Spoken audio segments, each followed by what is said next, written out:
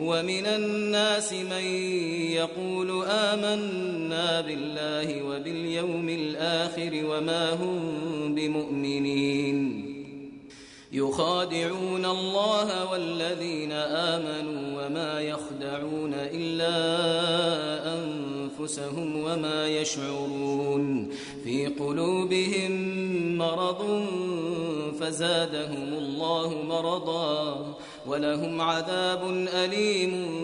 بما كانوا يكذبون وإذا قيل لهم لا تفسدوا في الأرض قالوا إنما نحن مصلحون ألا إنهم هم المفسدون ولكن لا يشعرون وإذا قيل لهم آمنوا كما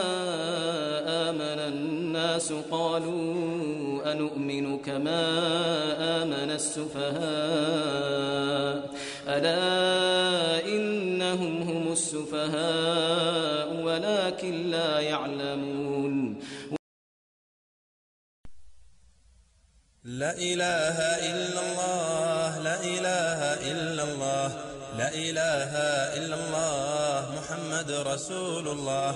لا إله إلا الله لا إله إلا الله لا إله إلا الله محمد رسول الله بسم الله أبدأ كلامي وصلاتي وسلامي المظلل بالغمام محمد رسول الله بسم الله أبدأ كلامي وصلاتي وسلامي المظلل بالغمام محمد رسول الله إني قائل فاسمعوني إن أخطأت فاعدلوني يفنى كل ما في الكون ولا يبقى إلا الله إني قائل فاسمعوني إن أخطأت فاعدلوني يفنى كل ما في الكون ولا يبقى إلا الله الشباب قد تأنث فالمذكر كالمؤنث إذا قلت فلا أحنث أمرهم لا يرضي الله الشباب قد تأنث فالمذكر كالمؤنث إذا قلت فلا أحنث أمرهم لا يرضي الله النساء كاسيات للحياء تاركات كاسيات عريات ألف والنساء كاسيات للحياء تاركات كاسيات عريات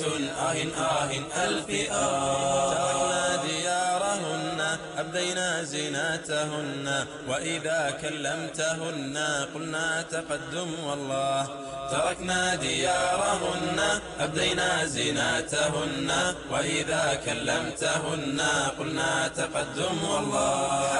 حقا إنه تقدم خطوات لجهنم هذا لا يرضاه مسلم مؤمن حقا بالله حقا إنه تقدم خطوات لجهنم هذا لا يرضاه مسلم مؤمن حقا بالله حقا إنه تقدم خطوات لجهنم هذا لا يرضاه مسلم مؤمن حقا بالله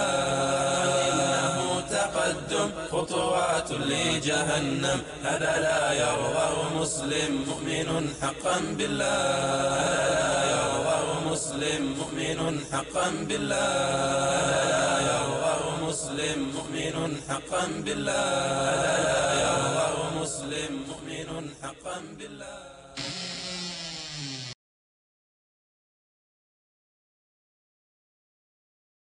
التغريب إن صح التعبير هو عبارة عن استنساخ هذا النموذج الغربي والتخلي عن الخصوصية الإسلامية، يعني التخلي عن الأسس الإسلامية. ولذلك الذين رفعوا مشاريع نهضوية تغريبية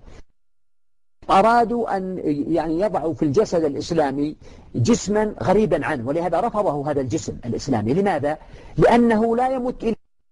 يعني أنت يمكن أن تقيم بناء لكن على أساس. طيب إذا كان هذا البناء ليس له أساس لا يمكن أن يقوم. الأسس التي يمكن أن تقوم عليها الحضارة وأن تقوم عليها النهضة هي الأسس الإسلامية. فإذا عريت المشاريع عن هذه الأسس الإسلامية أصبحت محاولة فاشلة. ولذلك أقول إن النخب في العالم العربي والإسلامي في الأوقات الماضية مما بعد عصور الاستعمار في الواقع مباشرة إلى اليوم كثير من النخب هي نخب علمانية، نخب تغريبية لم تستطع أن تتواكب مع الجماهير. الجماهير يحتدث فيها الشعور الإيماني والشعور الإسلامي، ويمكن أن تقبل الأشياء إذا انطلقت من منطلقات شرعية ودينية، وتدينها مما لا يمكن أن يراهن عليه أو يزايد عليه. بينما كثير من هذه النخب كانت بعيدة عن هذا الجانب، وكانت تطرح طروحات ربما في الغالب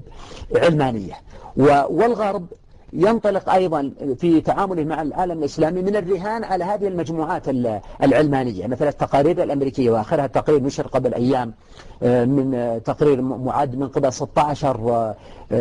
مجموعة أو 16 جهاز استخباراتي، وقد نشر ملخصه في الصحف العربية وغيرها. وهذا التقرير يتحدث عن المجموعات العلمانية على أنها هي الرهان، ولكنها رهان غير مجدي، لأنه ليس لها امتداد أو حضور اجتماعي في العالم الإسلامي. إذن يجب أن نفرق بوضوح، ونحن نتكلم عن التعريف كما سألت، يجب أن نفرق بين التقدم وبين التغريب. التقدم الذي هو التقنية والعلوم الطبيعية والعلوم الإنسانية، هذا التقدم مطلب فيما يتعلق بالجانب العلمي والجانب المعرفي والجانب التطبيقي، لكن فيما يتعلق بالجانب القيمي الذي دائما يكون مواكب لهذا، القيم التي نشأت في ظل الغرب والحضارة الغربية هي قيم مرفوضة، ومن الطبيعي أن يكون المسلمون رافضين لهذه القيم، بل هذا موقف نقول موقف كريم وموقف شريف وموقف ضروري وحكيم ولا بد منه، لأن تقبلها والاستسلام له يعني ضياع الهوية الإسلامية. من دون ما أطيل قضية الآليات والمضامين، المضامين الإسلامية في جانب الحكم مضامين تجاوزها هي مضامين محكمة في القرآن الكريم والسنة وإجماع الأمة والممارسة التاريخية الطويلة، والمسلمون لا يمكن أن يقبلوا بغير الإسلام حكما، أفغير الله أبتغي حكما وهو الذي أنزل إليكم الكتاب مفصلا. هذه قضية واضحة جدا، إن الحكم إلا لله. ربنا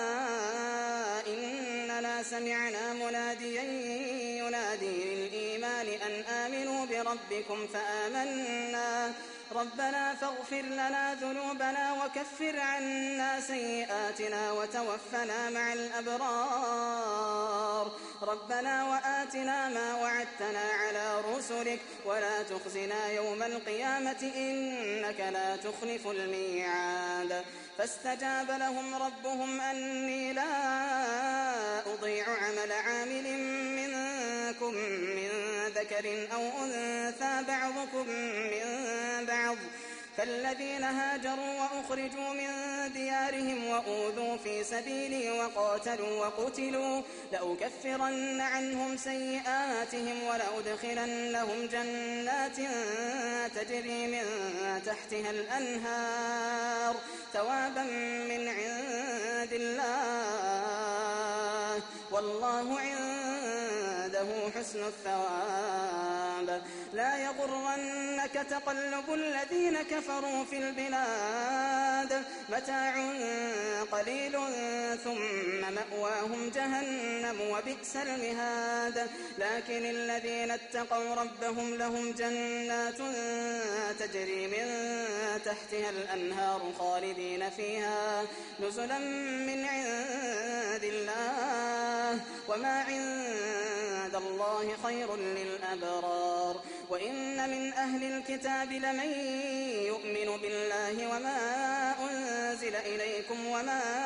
أنزل إليهم خاشعين لله لا يشترون بآيات الله ثمنا قليلا أولئك لهم أجرهم عند ربهم إن الله سريع الحساب يا أيها الذين آمنوا اصبروا وصابروا ورابطوا واتقوا الله لعلكم تفلحون